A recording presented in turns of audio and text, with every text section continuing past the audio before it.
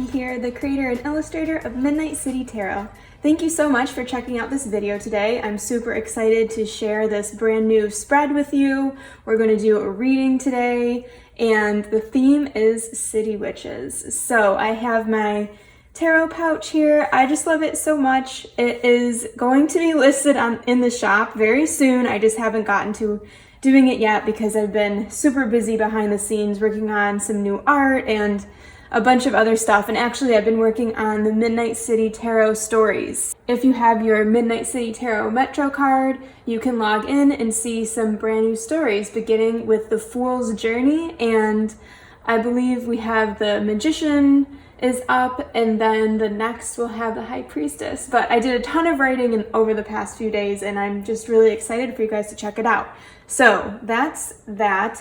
And yes, in the pouch I have my deck, so let's grab that, and my journal, which contains the information for the spread today that I put together for us.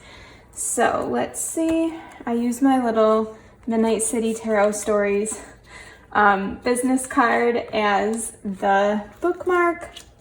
I'm just gonna leave that over here. And I guess before we do this, we should start by lighting the candle and calling in our guides.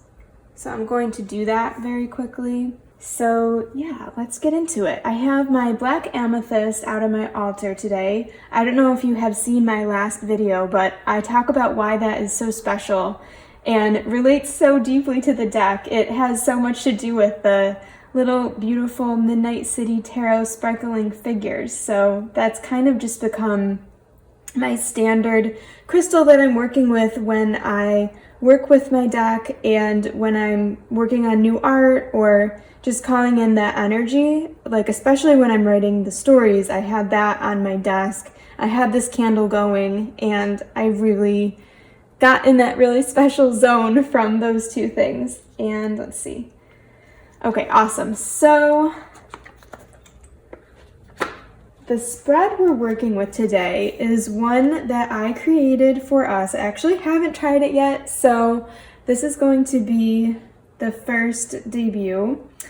It is the City Witch spread, and I really was trying to think about what does being a city witch mean and what are special components that make someone a city witch. So that definitely involves being very resourceful, making magic out of whatever you have around you, and kind of dealing with a little bit of like constraints. So definitely, yes, being resourceful, being in community, having protection. It's so important, especially like I always felt on the subway or walking through the streets, it's just an onslaught of energy. So it was always very important for me to have some kind of spiritual practice and ritual so that I felt super protected throughout my journey in the city.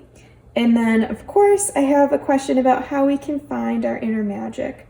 So it's a 4-card spread. How can we be our most resourceful selves? 2, how can we support our community? 3, what or who can we call on for protection? And 4, how can we find our inner magic? Awesome. Okay, I can really feel my guides around me, and this is super cool. All right, cool. So I will get into shuffling. Okay.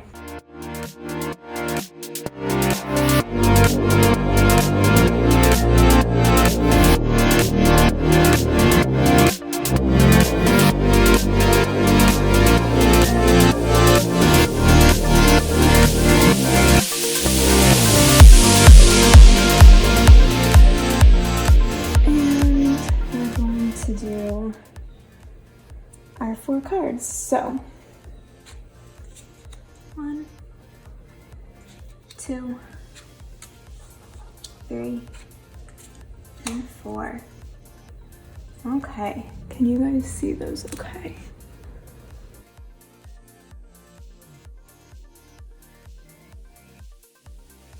Okay, awesome.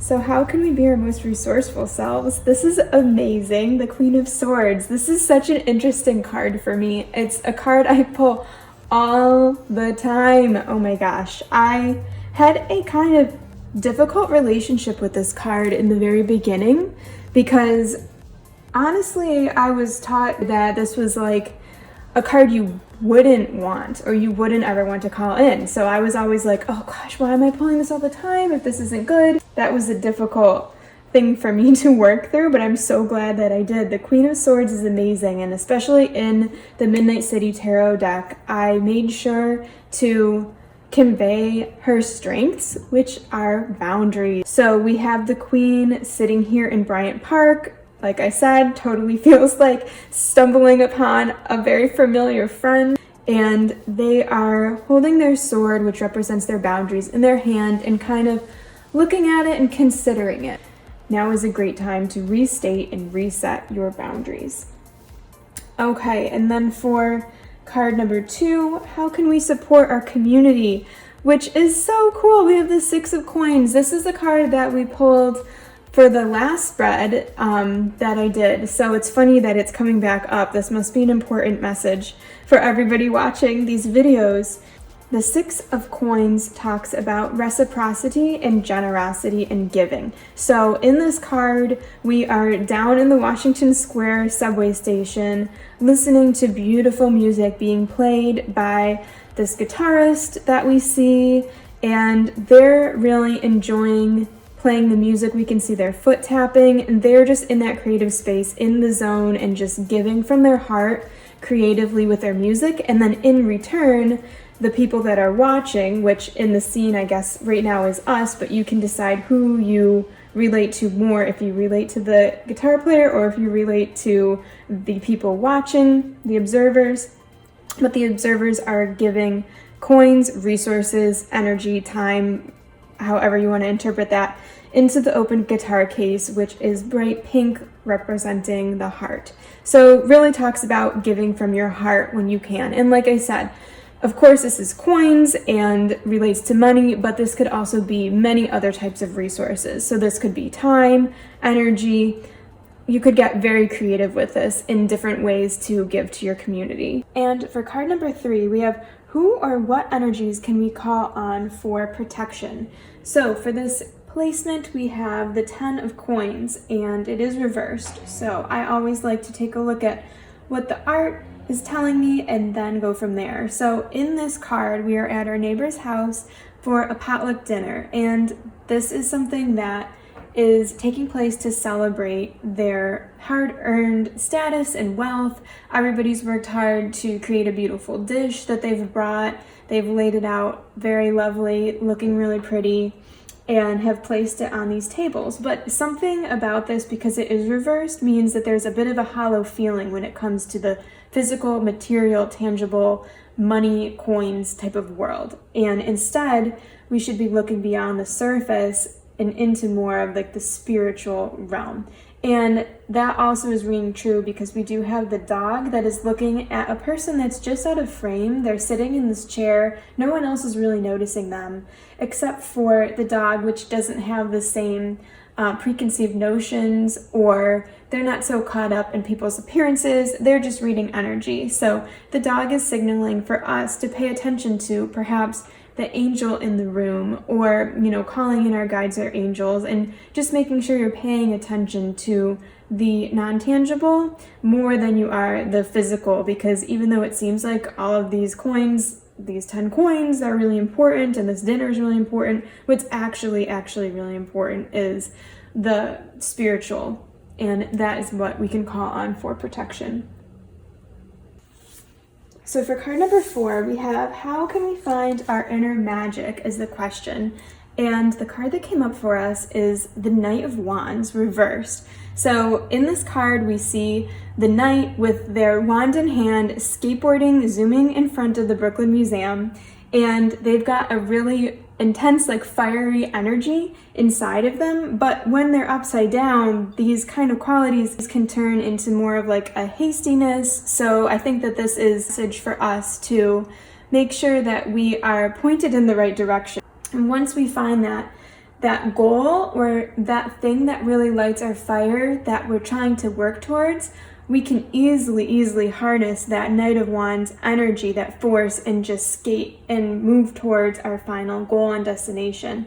So I think that's a really good sign that we have this creative force and this just exploratory and adventure and a ton of really fiery, awesome energy. It's really cool that this like spark of energy feeling is coming up when it talks about finding your inner magic. That just makes me feel like we have that spark. So that's what we've got for today. Thank you guys so much for checking this out. And like I said, there are new Midnight City Tarot stories up on the blog. It's in the stories section. Awesome. And if you guys liked the video, I would totally appreciate it if you could hit the like button and subscribe to keep updated on all of the magical goodies that we have in store for you here at Midnight City Tarot. So that's it for today. Thank you so much for checking this out, and I'll see you next time.